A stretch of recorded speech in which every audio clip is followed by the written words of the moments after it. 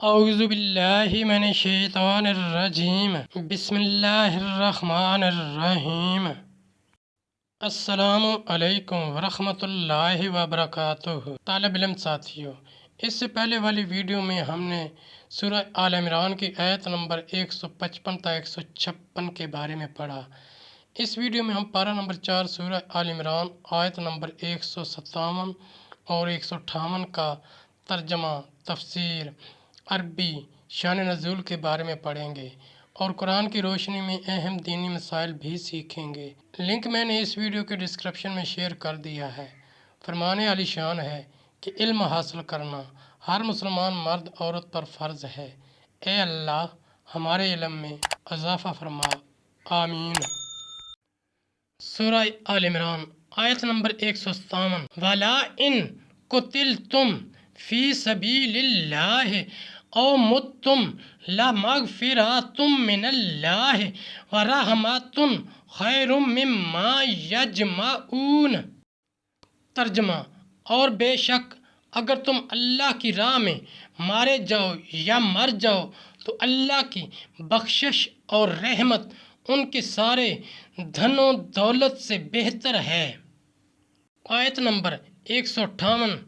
وَلَا إِن مُتُّمْ أَوْ قُتِلْتُمْ لَا إِلَى اللَّهِ تُحْشَرُونَ۔ ترجمہ، اور اگر تم مرو یا مارے جاؤ تو اللہ کی طرف اٹھنا ہے۔ تفسیر اور شان نزول۔ اور بالفرض وہ صورت پیش آ ہی جائے جس کا تمہیں اندیشہ دلایا جاتا ہے جو راہ خدا میں مرنے پر حاصل ہوتی ہے۔ یہاں مقامات ابدیت کے تینوں مقاموں کا بیان فرمایا گیا۔ پہلا مقام تو یہ ہے کہ بندہ بخوف دوزخ اللہ کی عبادت کرے تو اس کو عذاب نار سے امن دی جاتی ہے۔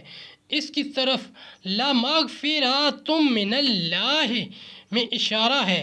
دوسری قسم وہ بندے ہیں جو جنت کے شوق میں اللہ کی عبادت کرتے ہیں، اسی کی طرف وَرَحْمَةٌ میں اشارہ ہے کیونکہ رحمت بھی جنت کا ایک نام ہے۔ تیسری قسم وہ مخلص بندے ہیں جو عشق الہی اور اس کی ذات پاک کی محبت میں اس کی عبادت کرتے ہیں اور ان کا مقصود اس کی ذات کے سوا اور کچھ نہیں ہے۔ انہیں حق سبحانہ تعالی اپنے دار کرامت میں اپنی تجلی سے نوازے گا۔ اس کی طرف لا الی اللہ تحشرون میں اشارہ ہے۔ ساتھیو، ہم نے قرآنی تعلیمات کو دنیا کے کونے کونے میں پہنچانا ہے، اس لیے آپ بھی لائک کیجئے، شیئر کیجئے، اپنے دوستوں اور اپنی فیملی کو میرا چینل قرآن ود ایڈی پیڈیا سبسکرائب کرنے کی دعوت دیجئے اور گھنٹی بجانا نہ بھولنا تاکہ اگلی ویڈیو کا نوٹیفیکیشن آپ کو وقت پہ مل سکے۔ اللہ کریم ہم سب کی نیک اور جائز حاجات پوری فرمائے، آمین یا رب العالمین۔